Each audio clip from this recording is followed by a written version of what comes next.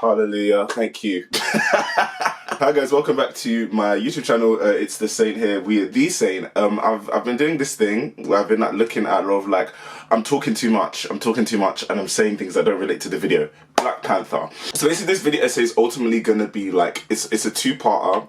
We're doing a two-parter. When you get the second part, that's questions for the future, but essentially we're going to be doing a little a critical cultural reassessment of the Black Panther films. I'm not going to be particularly very nice about the first Black Panther film, I'm not going to lie. The whole point of this is to highlight how good the second film is, because that second film, not only is it just such a perfect exploration of grief, particularly with the loss of Chadwick Boseman, but the intellectual capacity to really understand what exactly Ryan Coogler was accomplishing with that film, or what I've been able to take out of it, because my brain is very it's very up here. But in order to understand the true brilliance of that film, I think we need to really deconstruct Black Panther, the first one, because beneath the Afrofuturist aesthetics and the revolutionary ideals lies what I can call a task of Herculean nature. Does that work? You know, the syphilis, isn't it? It's not syphilis, it's this. But the picture of a guy pushing a rock up a mountain, that I think perfectly describes what exactly Ryan Coogler had to go through making this first Black Panther film. I'm sure you don't care about that camera shaking, but that was really ghetto. I'm sorry. Because in all honesty, with what it represented to so many people, even being the 18th entry of the biggest movie franchise of all time, there's so much that it has to accomplish, right? It's an MCU film, and this is a time when they're all expected to kind of make around $1 billion. And it's the only film that markets itself as a groundbreaking moment in Black representation in mainstream cinema, particularly in the entertainment industry's main market, and what could really be considered the epicenter of Black culture, the US. But in that being a film which actually, interestingly, doesn't focus on, that's kind of the critique here, but it's a film that is set and stars predominantly African characters. Therefore, one of its sensibilities has to be towards the global Black audience, but also a global anti-Black audience. And people really get onto Disney for doing stuff like this, which is wrong. I think when you have Black actors that you're putting at the center of your film, you should be able to stand by them 10 toes in every single region of the world. But because at the end of the day, these films are cultural vehicles, but they also are corporate economic vehicles, and I can appreciate that. Not really on point of what I'm saying. But I think in spite of all of that, the fact that the film is able to basically have, in both films, imperialism as I would say a constant theme, or even a character of its own, because particularly in that second film, yes, Namor was a villain, but the real villain, and I can't just say white people, and I can't just say the villain of the film were white people, but it maintains that imperialism and the evils of it exist in the MCU. And ultimately, I think Ryan Coogler struck a perfect balance. Black Panther, gag, ready? Black Panther still is the biggest solo superhero movie of all time. And not only do both of them have incredible numbers behind them, they have made such a strong cultural impact. You had niggas going to the cinema in dashikis and in traditional. You had this. What's it? Wakanda forever. Paid for by Kamala Harris. I'm here to kind of call a bit of BS on that, on this whole cultural impact of Black Panther. The first one. And in doing a cultural reassessment, as the cultural critic I am, it's not saying that these things mean nothing anymore and that this film means nothing, but it is a product of its time, and that's weird. That's weird. That 2018, things in 2018 are a product of their time. Whatever y'all got going on. Because I really want to interrogate the core cultural politic of Black Panther in relation to how blackness exists on a global scale. Because again, despite the film and the setting being African, we're gonna deconstruct that notion a little bit too. Black Panther is Western Black neoliberalism down. Let me say that again. It's Black Western liberalism. No, Lord. It's Black Western neoliberalism down. Black excellence, Wakanda forever.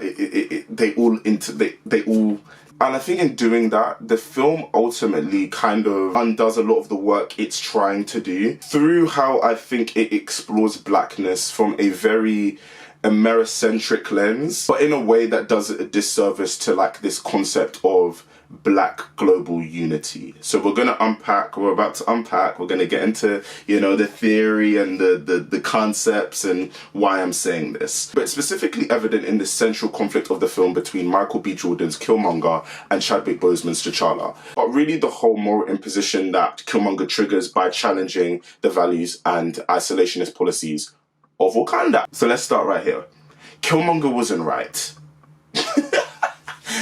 He wasn't right. I don't care. A core part of my now disdain for Black Panther is what the character of Killmonger has come to represent, and how the audience, and I'd say particularly like the Western black audience, because again, and this is what I'm saying, I wonder how Africans feel about this one. I guess we'll never know. I mean, I could do like a little insert. I might be able to do a little insert. I think I might do a bit of an insert right now. To start off, why don't you just introduce yourself, tell us a bit about your background, and what are your, I guess, weird question, but general thoughts on like the diaspora, if that makes sense. Oh, I got that. Relations, yeah. My name is Arimoku. I am a poet, I'm a writer, I'm a photographer, uni student, STEM student. I am a lot of things, a lot of interests. And I'm Nigerian, but I grew up in born in America and I've been in the UK, so I've been everywhere. So I've interacted with like Black people from like different like areas of diaspora, different walks of life. So it's like, yeah, I got a lot of thoughts on this topic, I think the journey that I had to take to learn about my culture and everything was really like beneficial, and it gave me a perspective to know how like it feels to be on the outside. When Black Panther came out in 2018, what were your feelings, I guess, before seeing it, when seeing it, and then like kind of afterwards seeing like how big it did? At the time I was in boarding school in Lagos, and it was really like, even the whole school was it's kind of like a buzz. It was literally like a buzz in the air, because like that was one of the first few times we kind of saw ourselves on a huge screen, like a name like Nigerians and like Oye Ayo, on the big screen. We've seen all these African people, like different things. We could say, oh, this is from this tribe, or this is from this part of the continent. It was really like everyone was buzzing about it. Like if you didn't watch Black Panther, you were like Raz or like a loser, because it's like, what are you doing? It was amazing to watch. I think sometimes after I kind of realized sometimes when like films like that put Africa like as a monolith, you know what I mean? It kind of sometimes does a lot of harm as well, because people kind of mix and match things where they're not supposed to be. So I think that's the main issue. Do you feel like that's a thing that is just with white people? Do you think like Black people can have like these misconceptions about? I definitely do think people can have these misconceptions. Not to like call any particular people out, but I feel like sometimes Black Americans, African Americans, sometimes they kind of can be guilty to like kind of doing like those tropes, and like that. We're also trying to break, like, oh, you're from Africa. Like, is that kind of like coming to America type of like energy? Yeah. But the Western blacks loved what Killmonger was saying. And yes, there's some value to what he's saying. I think the concept of black liberation and reparations being felt in a like material sense is something that a mainstream blockbuster film has never ever represented before. I hate to break it to you. What you said was some bull. You don't like it. You don't like it. It's a load of BS. And not obviously like black liberation and reparations, but how Killmonger, when he's not smart, he is smart, but what am I trying to say here? He's a villain. And I'm going to point out to you, we're going to get into how much of a villain he is, but Killmonger is a villain. Do you think a black radical would be in the US Army? Because my question to Killmonger is, did you even try? Did you even, what were you trying, let's get into it. What was he trying to accomplish? His mission, and we're going to get into why I think it's so presumptuous of me to sit here and be like, why y'all got it confused. I'm not saying y'all, I'm definitely not saying me, but I'm just saying like the wider cultural consciousness. I love words. Killmonger's mission is a lot less about a coherent black radical politic for you to get behind, pick up books, and it's a lot more about personal trauma and vengeance. He doesn't care about black people.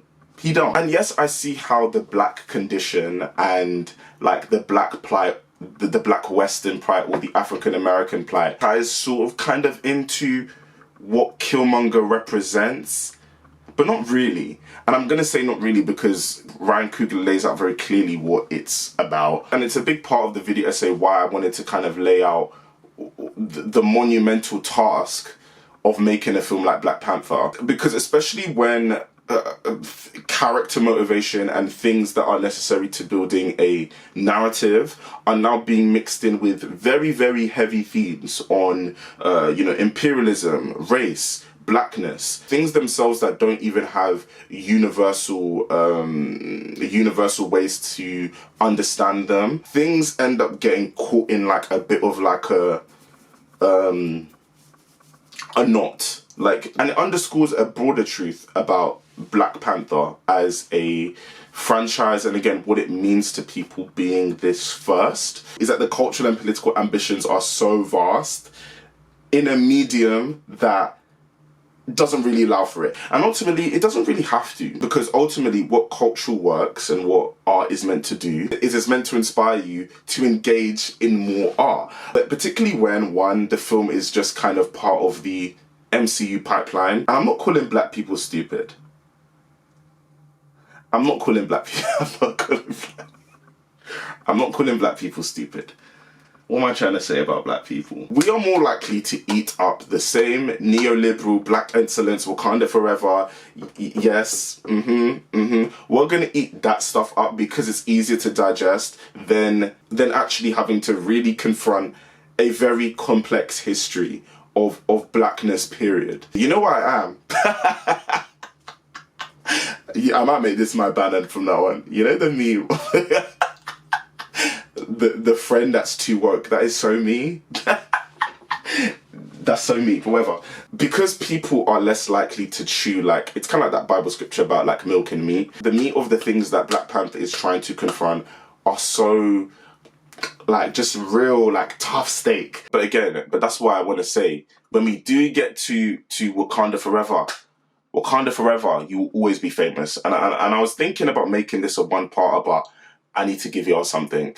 I'm trying to get into like a video essay a month. And the last video essay I've just seen 2 months. So I'm like, it was 2 when I recorded this. It is now 3 when I'm like finally putting together the edit. And maybe that's something I need to embrace, the fact that video essays and good quality video essays with, very succinct. I think my process is to try to make everything as airtight as possible. But at the same time, like, if I keep laboring over the same point or feeling like I need to really justify my points, these videos are just going to be forever. And part of that's good, part of that's not.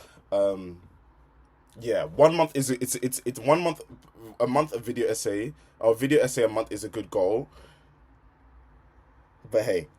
Yeah, you're getting this now. But when we do get to Wakanda Forever, what Coogler is able to do with a little bit more of an abstract take is he's able to hit targets a bit stronger and say something a bit more succinct. But in order to understand that, again, we need to deconstruct this first film. So let's kind of get into that. So we've looked at Killmonger, and what I do want to stress is that, again, he's not a product of a well-defined ideology, but here's what I think of him more as: an expression of how broken familiar ties, his dad killed his brother. Come on. Power and rage can ultimately corrupt and destroy an individual. Some of the more political undertones and implications of the film and Killmonger need to be dissected. So let's tuck in. The core thesis of the central conflict of the first Black Panther, and this is straight out of the mouth of Ryan Coogler, by the way, is this contrast between Killmonger, who represents the experiences of African Americans who have been subjected to the evils of colonization, and T'Challa, who from the perspective of Ryan Coogler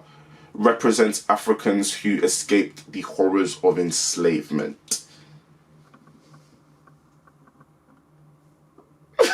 Oh, that's no. In the sense that, No. you know what I mean? Sir, firstly, what horrors were escaped?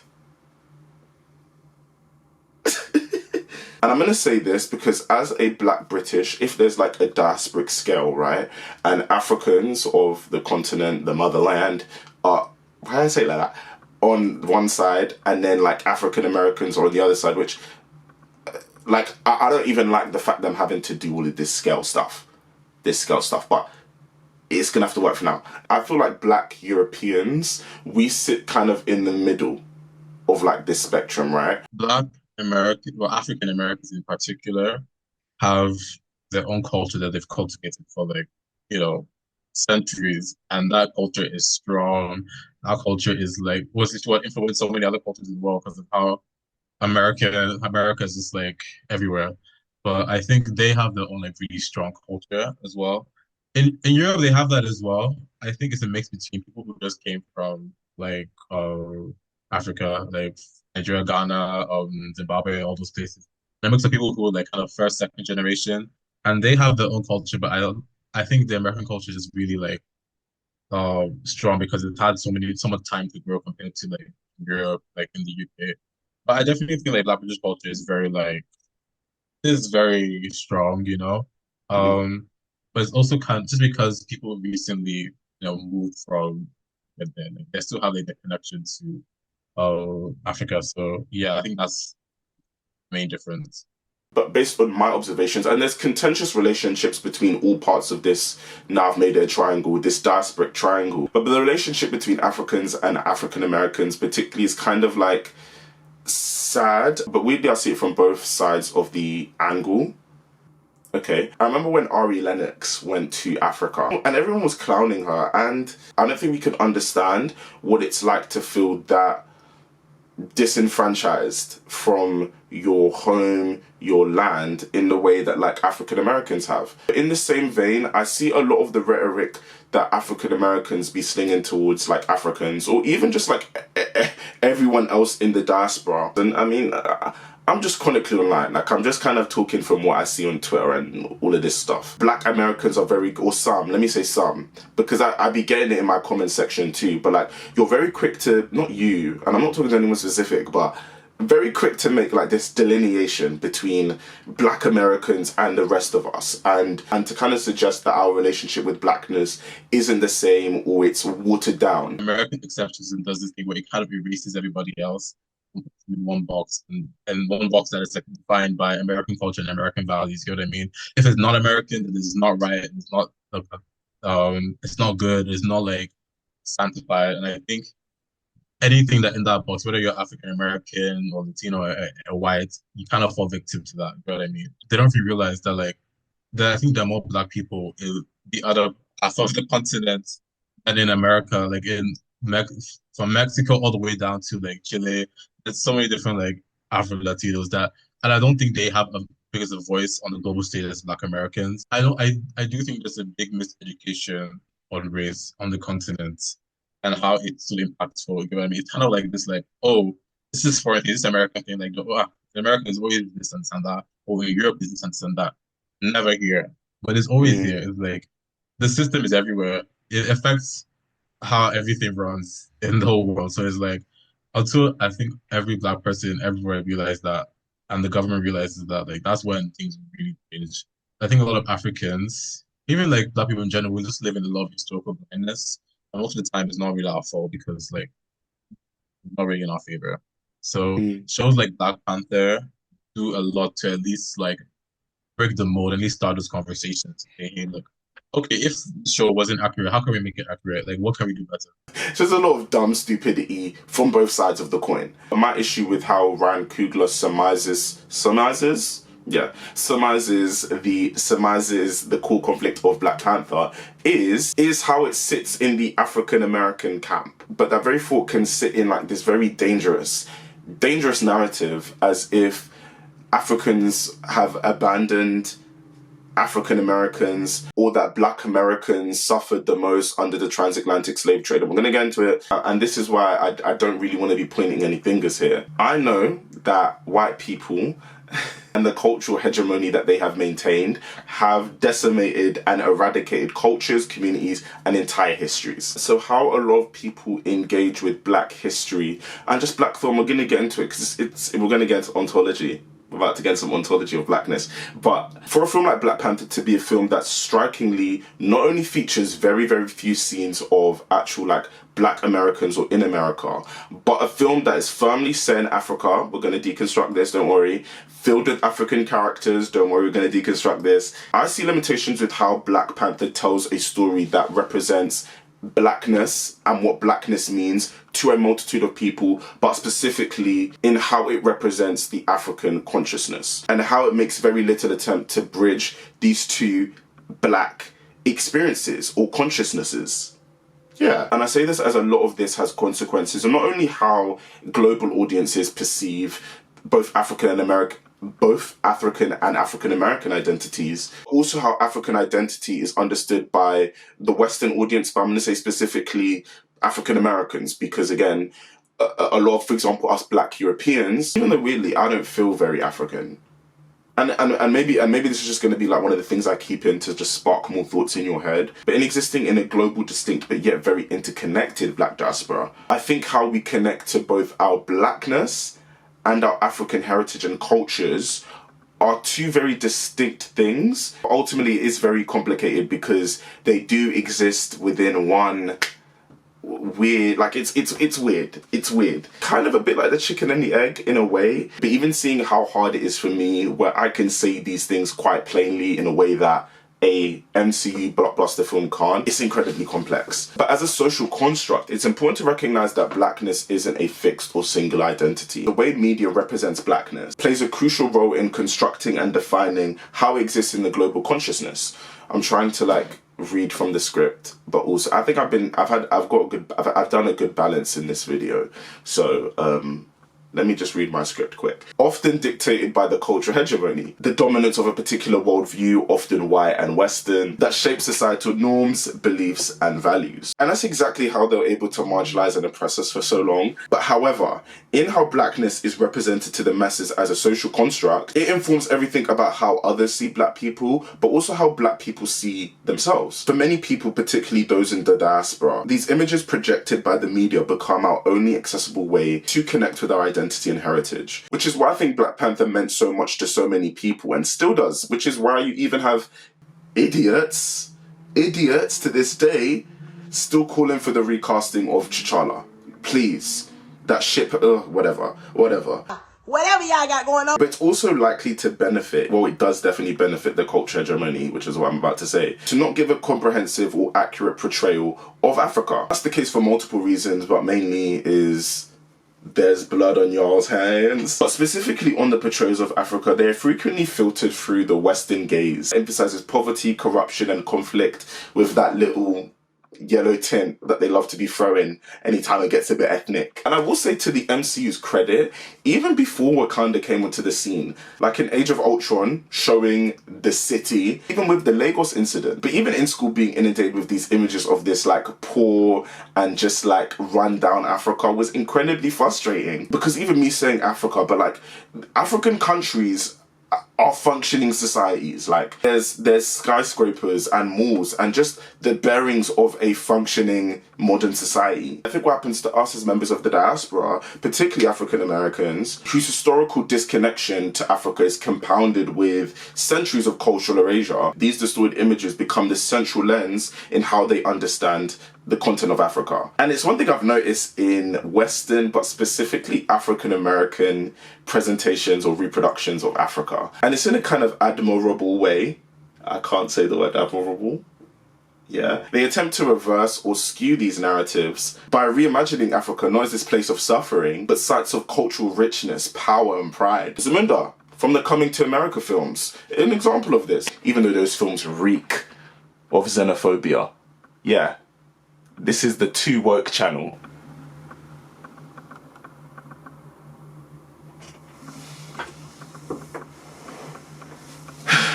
And both Zamunda and Wakanda can be categorized as examples of speculative fiction. Worlds that reimagine Africa not through the lens of historical trauma, but places of untouched cultural splendor, technological advancement, and self-determined power. Sometimes there is a risk in veering towards this over-romanticization that, like everything else, still disconnects the African diaspora, but again, mainly African Americans, from Africa's real-life complexities, which are as much informed by their blackness and how imperialism and systemic exploitation have shaped the continent's history and present, similarly to the Black experience in America or the Western world. And it becomes further complicated in the fact that despite the film, the film taking notions of imperialism and colonialization very, very head on. The Wakandans are not black at all. They're not black. They're not black. And we're going to get into that. They not like us. They not like us. See, they not like us. I'm actually thinking about that. Very, very, very small. There's going to be a very small tangent. Please. Very small tangent. I think the way African Americans even relate to and police blackness is a bit weird anyway. And it's a bit like inconsistent. And that's even where I'm like trying to expose in this video. There's a lot of consistencies here. Not just with the African American things, but just in ways that can enable like a global black unity. For example, I find it weird that like Kendrick is so quick to call Drake not black when like the one drop rule is like strictly like, not strictly, but it's a very like American concept. I just think overall there needs to be some education. We need So there's some education that needs to be done. I can see that. On how blackness kind of works. Even again, there's no way.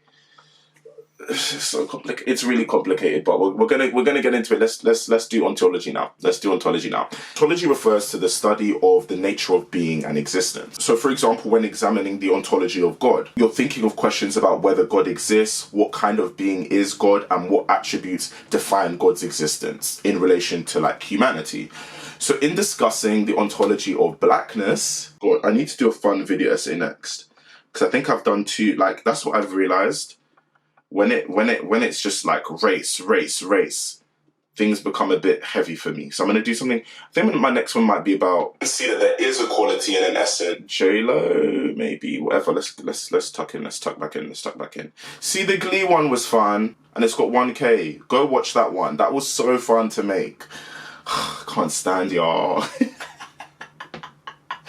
Okay. In discussing the ontology of blackness, it involves examining how black identity is defined, constructed, and understood, whether as a social and historical reality shaped by external forces like imperialism, or something that's inherent and self-determined in ways that go beyond the thinking that has enabled global black suffering. For the most part, in the West, blackness is understood as a Western social construct that has been birthed out of the transatlantic slave trade, colonial exploitation, and the subsequent systems of racial categorization that uphold white supremacy. Construction of blackness is not only a definition of skin color, but a framework imposed to dehumanize, control, and commodify people of African descent. I think due to this definition's connection with the transatlantic slave trade, that has meant that the African American struggle, plight, and resistance has often been positioned as the primary lens which blackness is to be understood. And I think you'd get a lot of worth watching my last video, which kind of explores the direct relationship between pop culture in amplifying African American narratives. It kind of ties in there, so go back and watch that. Y'all did your thing there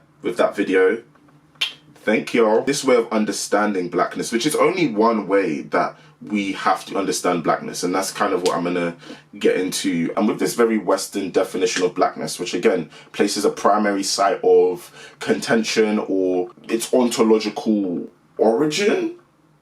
That sounds really smart. I like the way that sounded. Place the ontological origin of blackness in the transatlantic slave trade. But what it can do is exclude Africans who live on the continent outside of blackness, all the very Americentricism we see when it comes to black identity. Because what I don't want us to forget or ignore or just refuse to see as part of the bigger picture is that, yes, the transatlantic slave trade and specifically the African American plight has been very foundational towards blackness. But anti-blackness was and still is a very global phenomenon, because not only is it an ongoing process, again, in my last video I argued that the transatlantic slave trade didn't really go anywhere, but the cultural mechanisms that allowed it to exist birthed the music industry, which has been built on black exploitation. But the very working definition of Western blackness that was inflicted on African Americans was the same thing that was going on in sub-Saharan Africa. Another editor's note. In bed, I need to stop editing in bed because it's not actually quite good, but hey. And I think overall the whole point I'm trying to really make in this video essay is that it forces us to acknowledge the fact that Africans do have a unique relationship with blackness that is as complex and as frayed, and kind of that's why I wanted to have Ari's part of contribution to this video essay as kind of a touchstone for people to like think about, okay, like this is how it is, and that's not really reflected in Black Panther. It is sad how much of our notions of blackness are defined by marginalization and a very, very painful history. And that's really what speculative fiction like Black Panther aims to disrupt. By offering a vision of blackness that is unbound by the historical constraints of marginalization and trauma. And that's what a core tenet of the Afrofuturist tradition that Black Panther tries to embody. I'm about to kill that baby too. Sorry, y'all. Black Panther ain't Afrofuturist. It ain't Afrofuturist. It ain't. Afrofuturism represents a vision of blackness that is liberated from the historical and systematic constraints that have defined black identity in the Western world. What key definition? It's a creative and cultural movement that reimagines a future in which black people are not only present and thriving, often with a blend of African traditions, advanced technology, and alternative histories. It's not just an artistic or aesthetic style, but a radical reimagination of black identity, period. One that seeks to cultivate a new definition of blackness that exists beyond the confines of Western constructs and narratives. But Black Panther gets it a bit muddled. Black Panther gets it a bit muddled. I wonder how the lighting's been from the beginning to the start, because I've got the window open. Spoiler alert, it's dog shit. Black Panther taps into this tradition on the surface, with its portrayal of Wakanda being the singular, isolated African nature that achieves prosperity and power, not through collective struggle and resistance, but by being inherently superior and untouched by the world's historical and ongoing inequalities. And in some ways, that's Afrofuturist, right? Sometimes I feel like I'm just coming and I'll just be like, do you get what I mean? However, this vision offered by Wakanda, Ryan Coogler, sorry, no, I really do love what you've done here. I really think you've accomplished some great things here. And I'm even it's in the script. Don't worry. I'm going to explain why I think you're a bit misled, but don't worry, babes. I'm coming back. Love you. This vision is muddled when juxtaposed with the wider truths of the socio-political realities of the MCU that better mirror the real world. And what Afrofuturism is meant to do, Coogler, joking king, is to spark connection and inspire a reimagination of the future that is rooted in the cultural, social, and political experiences of black people. And that's completely lost with Wakanda's initial portrayal in the first film. Wakanda, untouched by the legacies of colonialism and imperialism, begins as a utopia unbound by the historical traumas that have defined the black experience in the Western world. This is what sets Wakanda apart. It's the ultimate what-if scenario. What if is so dog, by the way. What if is so dog. What if an African nation was never colonized, never enslaved, and never exploited? This detachment from what blackness is commonly understood as being rooted in struggle, resilience, and resistance, complicates Wakanda's claim as this beacon of black representation, both in the real world, also low-key within the MCU, because the Wakandans don't share the same collective historical traumas that define global black identity. Therefore, the nation exists much more as an exceptional outlier than a relatable representation of African black experiences. The film undeniably represents African culture, right? I've just got some things to say because why are they speaking Xhosa and Wakanda's in East Africa or West Africa? It's a bit unclear. Y'all. It's a bit unclear. But the way it celebrates African culture, like I just kind of clocked there too low-key, but it does it in a way that very much sidestep very complex histories and the very painful reality of post-colonial African states. And I would like to say they're post-colonial, but my camera died. And I was doing so well. Do I just... I wait for it to recharge. The sun's gonna... This is what I said to myself. I said, just close the blind. But other lighting conditions. But it's continuity, whatever. We were doing so well. I know you can definitely tell a difference with the lighting now. Babe, the lighting has been changing every 5 minutes. Not even every 5 minutes. Every 5 alternate shot. And you know what? Maybe I'm going to keep this stuff in because it's actually very good for me to kill my inner perfectionist. Because it's like, you don't care. Who cares that the lighting changes? The words I'm saying are good, and like the content is good, and it's like a YouTube video essay. Like, be for real, saying I have very high standards for myself, and I'll get there. I'll get there. But Yeah, let's just have fun with it. Have fun with it, saying stop, stop this.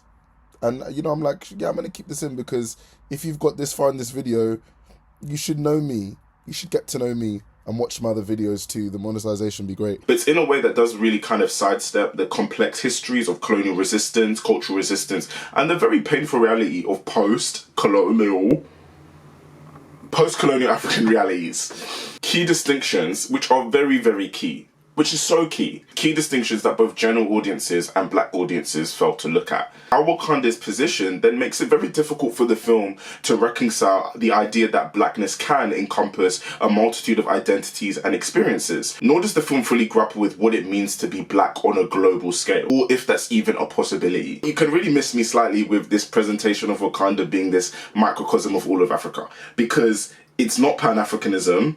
It's actually just very, very gay. And it ends up presenting a very sanitized, even mythical version of African identity, which really isn't this anti-colonial Pan-African expression in any meaningful sense, or in the way that I think the cultural consciousness took it as. And I did want to elaborate a little bit further on this point. What makes it so tricky and why I'm trying to challenge the claim of Wakanda's Afrofuturist, because a core part of Afrofuturism and speculative fiction in engaging in alternative realities, the MCU isn't really trying to alter history in a meaningful sense, because essentially our reality, how we exist as black people, and I'm going to get into this in kind of some of the other theories I bring up towards the end of the video, how we exist is the exact same thing for black people in the MCU. Wakanda is just literally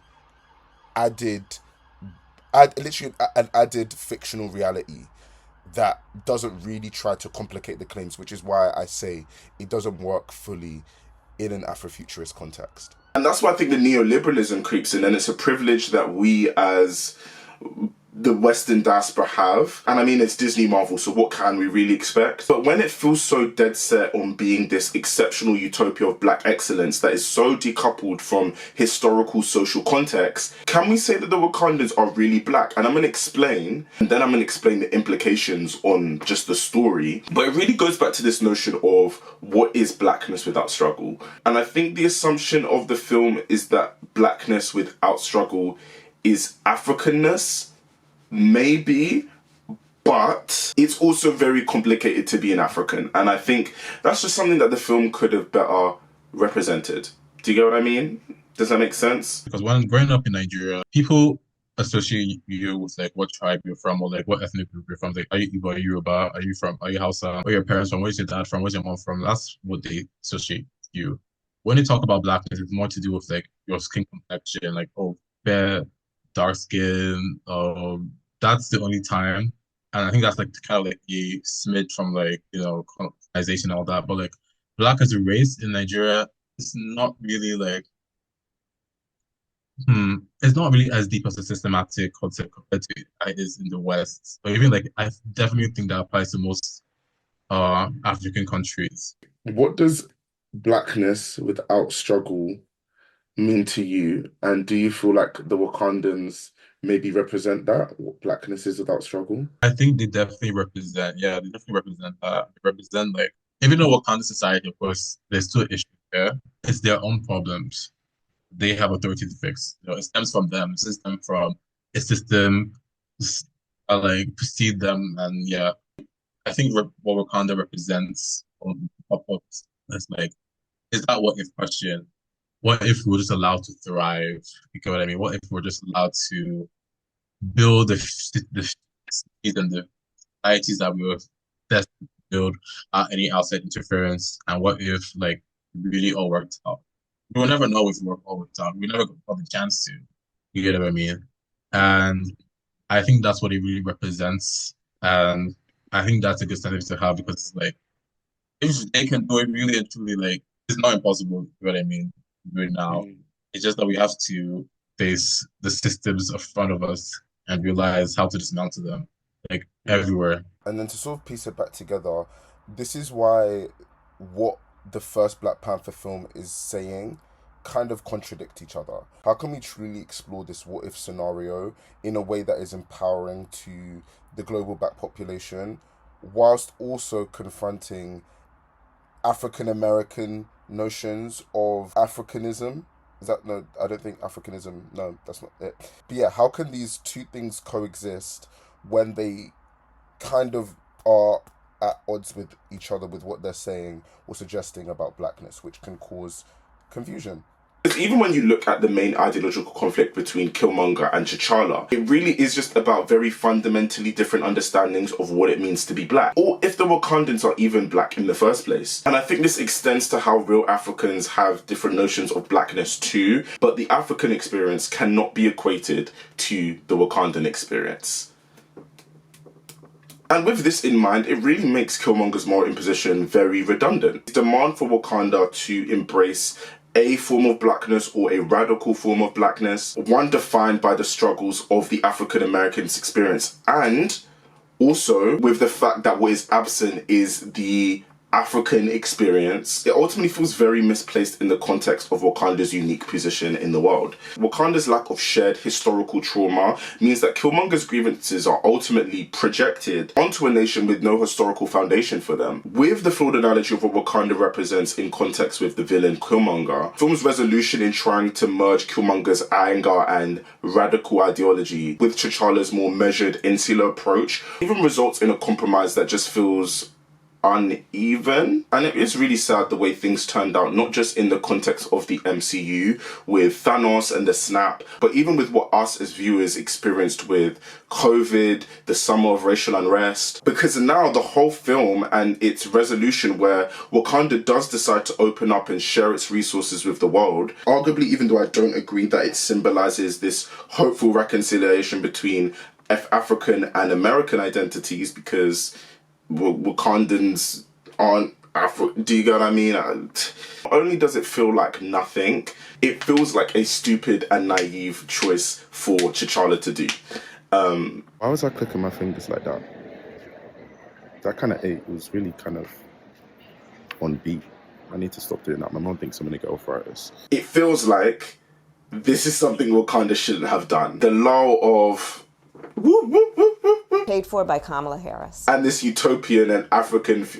Come on, come on. Okay. No, I think the lighting is getting quite bad. Let me turn it up a little bit because you can't really see me. Yeah, that's much better. That's much better, isn't it? Okay.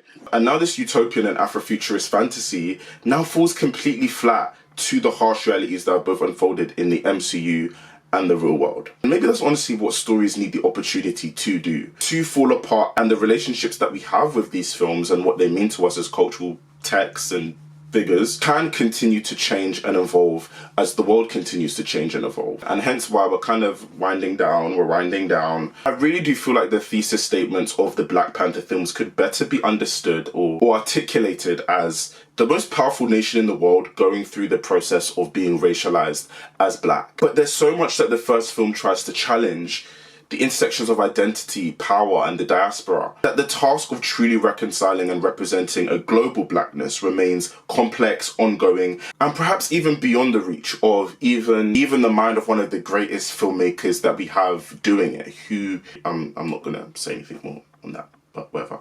I couldn't even finish the compliment. What's wrong with me, y'all?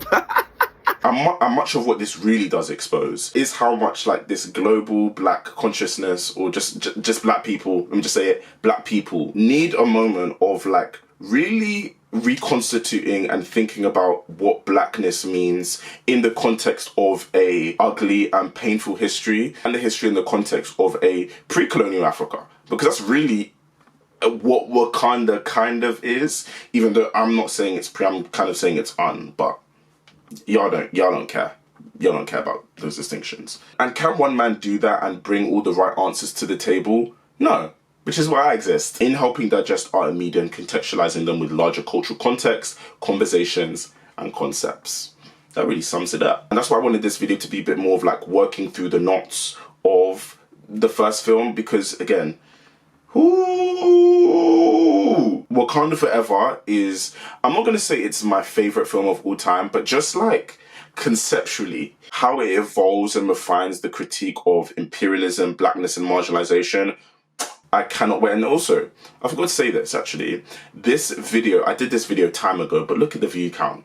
Look at the view count, and it's a bit janky. It's a bit of a janky video. So, but then this person, love you, commented, and I just said, yeah, let me tighten this up. Do you get what I mean? And with this all in mind, Wakandan identity, untouched by the same traumas that have inflicted the global black population in the real world and in the MCU, positions them not as allies or counterparts to Killmonger's pain or black suffering, but a near antithesis, a black identity that exists without the scars of slavery and colonization. And the film doesn't really ever take the time to allow this to really sit with the audience, because I think it would perhaps change. Again, it changes a lot. And with all this in mind, what then makes Killmonger such a fantastic villain?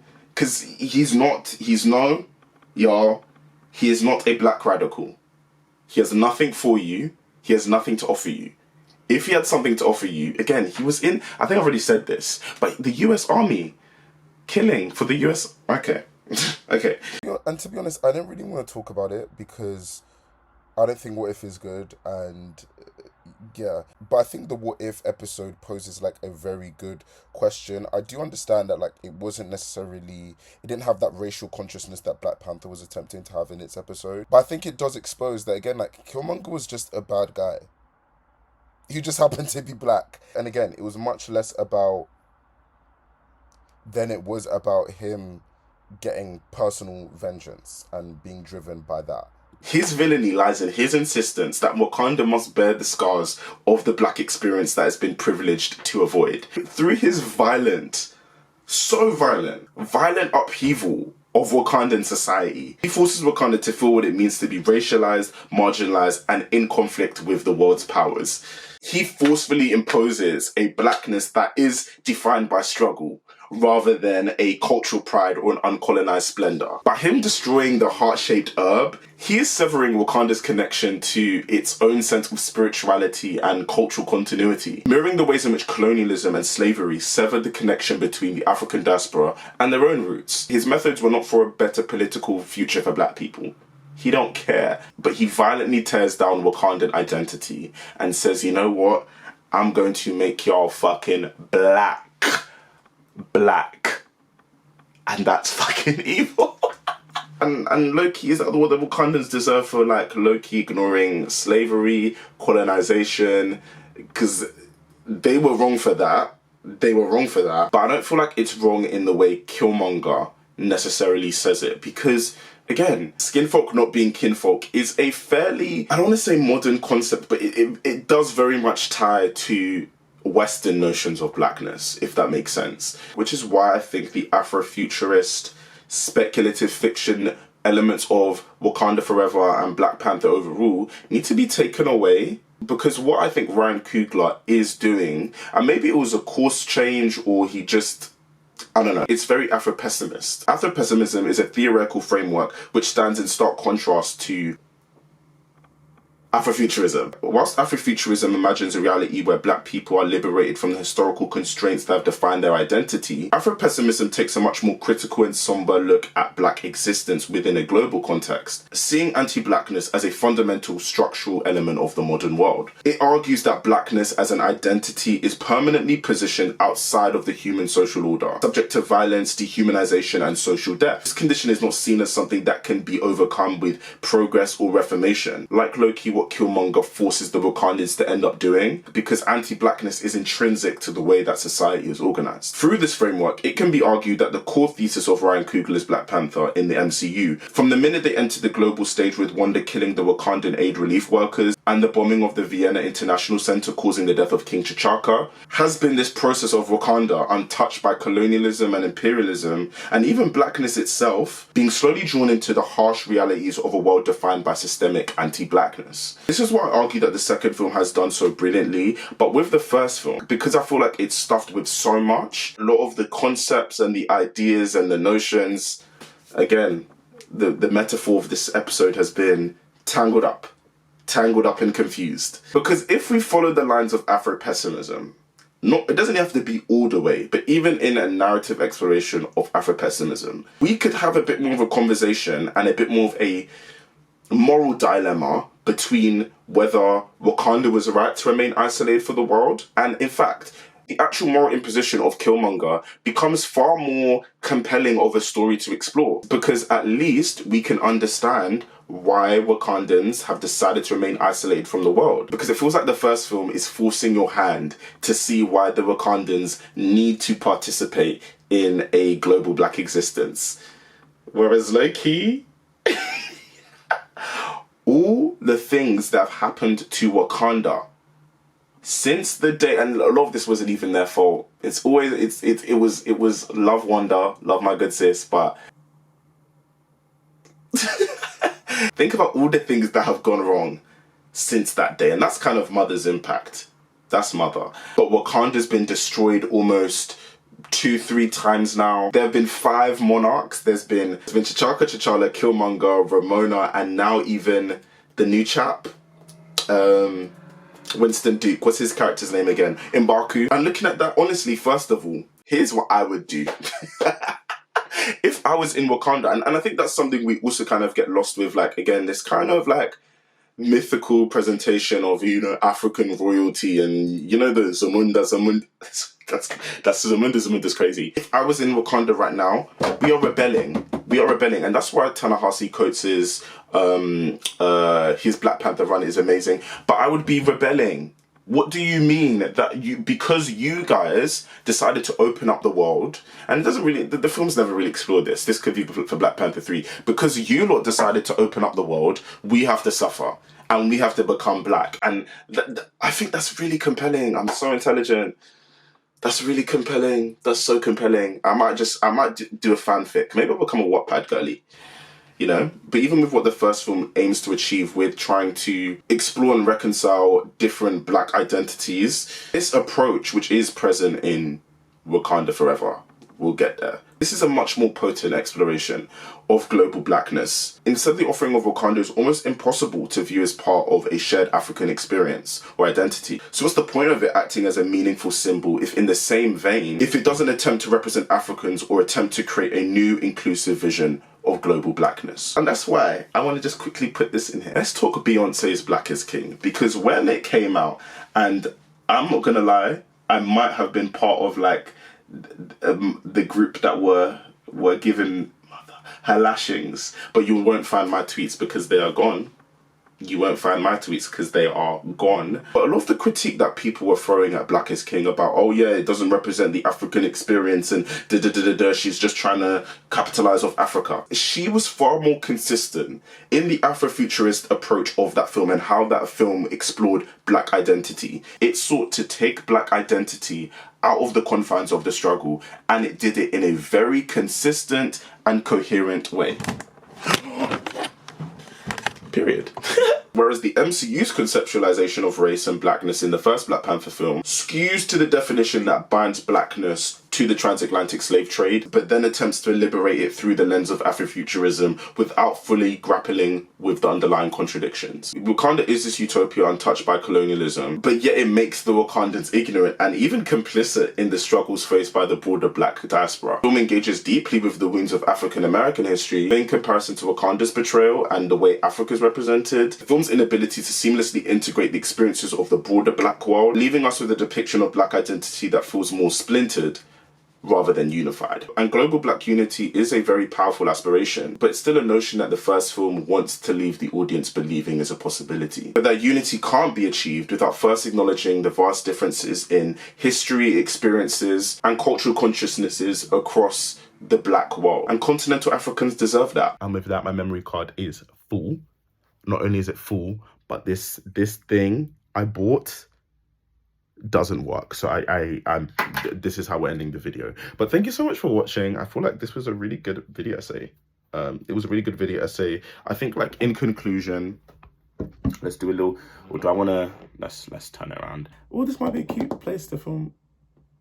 Whatever. So then, in conclusion, what this video essay has been exploring is how the limitations of the first Black Panther film as a cultural product impact on notions of a global blackness. Blackness is something that's constantly going through this state of constant renegotiation and constitution. I think in one way, in bridging a lot of the disconnect with black identity, it requires better and more nuanced thinking about what it means to be black, and what it means specifically for Africans to be black, and how we, I guess, heal.